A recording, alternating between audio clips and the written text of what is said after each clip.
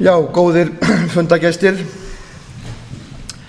skapandi störf og framtíðarsýn, aðkoma hins opinbera. Skýrslu upp á 120 síður, ég fletti í gegn og fæ grænar bólur. Ég búinn að vera inn í þessum heimi síðastliðin 35 til 40 ár og tekið þátt í bæði stofnanavæðingu lista og fylgst með þessari þróun, sérstaklega á síðustu árum, afskaplega vel. Aðkoma hins opinbera það fyrsta sem klingir bjöllum í mínum eyrum. Ef við förum aðeins aftur á bak þá lék enginn vafi á aðkomu hins opinbera á árunum fyrir stríð, þegar kannski Ísland að verða til í þeirri merkingu að hér borgarsamfélag og menningarstarfsemi sem rekin af hinu opinbera. Afskipti hins opinbera voru alger, það var bara algerlega, það nánast eins og í einræðisríkjum Hitlers og Stalins, þó hann héti Jónas frá Hriflu. Síðan kemur seinni heimsstyrjöldin og það kemur fram ný kynslóð af fólki eftir seinni heimsstyrjöld sem upplifir sár Evrópu í sárum, upplifir hvað raunverulega hefur gerst og það verður stór breyting á hugsunarhætti og aðkoma listamanna að þeirri umbreytingu gífurleg, ef við hugsum út í þetta. Maður veit nefnilega hvernig listir virka og maður veit líka hvernig hið opinbera virkar. Maður veit hvernig lýðræði og fagurfræði, smekkur og raunverulega hvernig maður forgangsraðar peningum í listum fer illa saman. Maður tekur eftir því hvernig listir vinna af passion, af innlifun, af tilfinningu. Listamenn kannski í raun og veru ekki eins orginal eins og þeir halda stundum, heldur hafa þeir radar þar sem menn skynja sinn tíma og verða partar af tíma og tíðaranda. Og maður tekur eftir því þegar maður horfir tilbaka hversu mikil samráð virðist hafa verið höfð við endurbygginguna eftir stríð. Það sem menn forðuðust þjóðernishyggju og þetta elitisma sem hefði verið í gangi þarna á undan.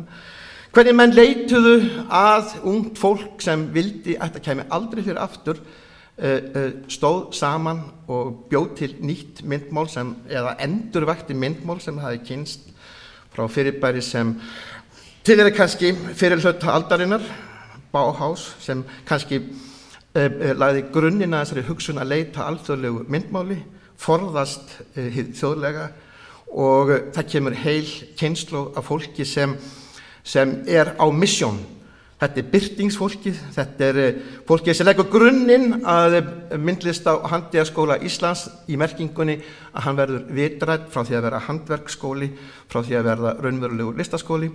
Hvernig menn eins og Hörður Ágústsson lögðu grunninn undir kennslu sem við kölluðum svo seinna modernisman sem var fyrirmyndin af Bauhaus.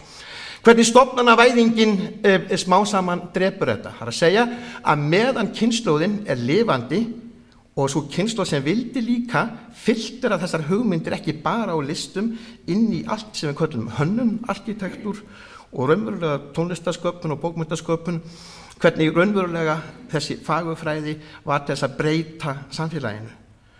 Á miðjum 7. áratug og árunum eftir það, næstu 10 árum eftir það, það að segja late 60s, 70s, kemur viðspyrna við þetta. Það að segja, þetta var orðið að innihaldslausum stofnanagerðum stíl, sem erfitt var að segja, menn sáu og horfðu fram á innihaldsleysið.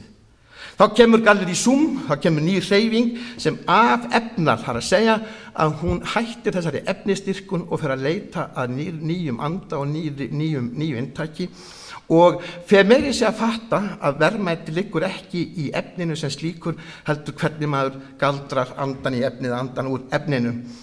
Þessu fylgdi hugmyndir náttúruvernd, hugmyndir sjálfbærni, hugmyndir félagslega meðvitund og listin breytist, skólinn, myndlist- og handíðaskólinn breytist, hann verður að hugsunarskóla og með gífurlegu andbyr og viðspyrnu þeirra manna sem var orðið að stofnun, skiljiði. Raunverulega svo kynslóð sem alin upp á þessum tíma leggur svo drauginn að Listaháskóla Íslands, raunverulega. Listaháskóli Íslands var og ennþá stórmerkileg menningarstofnun.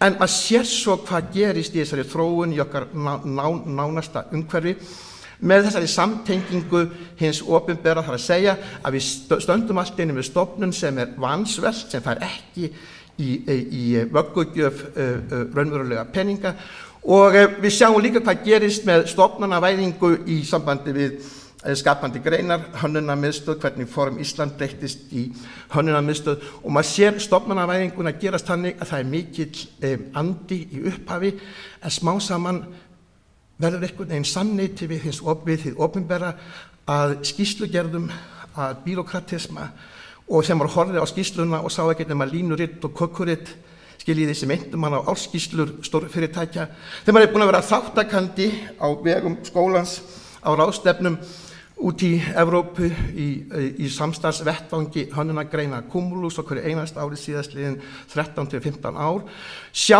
hvernig Evrópusambandið, eða þar að segja hvernig Brussel viðmiðin, Bologna viðmiðin, hvernig við endum svo smá saman með út af samskiptum við hið opinbera að búa til réttlætingu fyrir peningaþörf, fyrir hvernig við erum vansvelt og svo framvegis, hvernig þetta vex allt saman þannig að fleira og fleira fólk fer í administrasjón, búrókrasíu, færri og færri verða leiðarljós.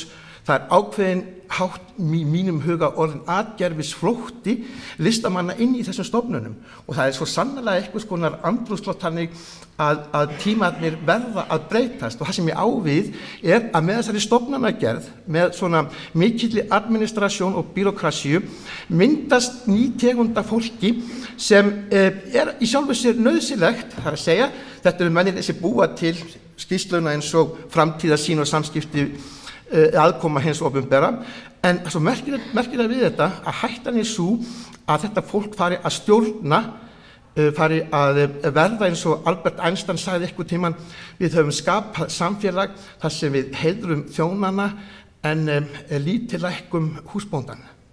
Og við erum komin í samfélag þar sem fleiri og fleiri bírókratar, fleiri og fleiri fundarhöld, skýrslugerðir, rannsóknarnefndir að utan til þess að segja hvort við séum góð eða ekki, eru farin að stýra starf okkar. Skiljiði? Og við erum að missa spiritið út af afskiptum hins opinbera og sambandsleysinu þarna á milli og skilningsleysinu. Takk fyrir mig.